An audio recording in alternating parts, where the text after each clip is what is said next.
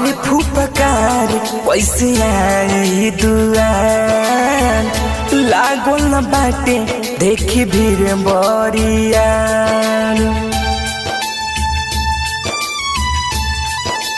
हो मारे फुफकार कैसे आई दुआर लागल न बाटे देखी भीड़ बरिया जलवा चढ़ाई कैसे लगावा हसे जलवा चढ़ाई कैसे लगावा हसे डर बड़ी लगे बाबा नगवा हसे डर बड़ी लगे बाबा नगवा हसे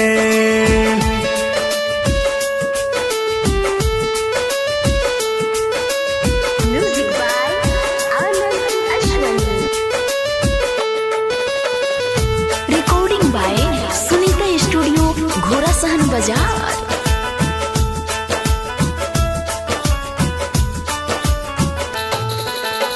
सुल्तान गज से हम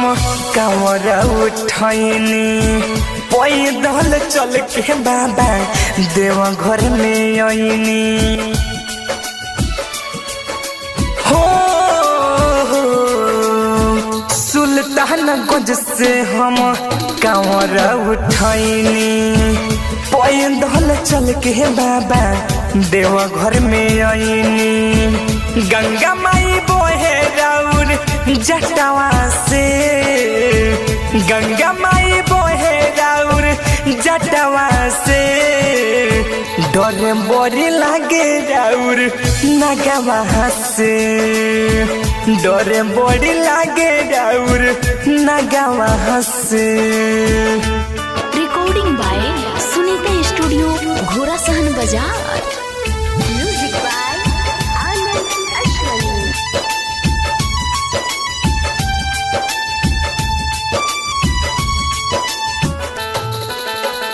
कब से खरा बानी रौर दुआरी संग में बारे राइटर मुन्ना मुरारी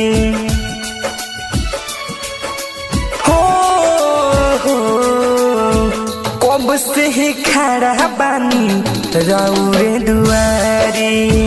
संग में बारे राइटर मुन्ना मुरारी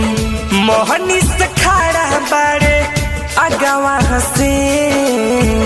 सुनील पवन बाटे अगवा से डर बड़ी लागे राउर नगवा से डर बड़ी लागे राउर नगवा से रिकॉर्डिंग बाय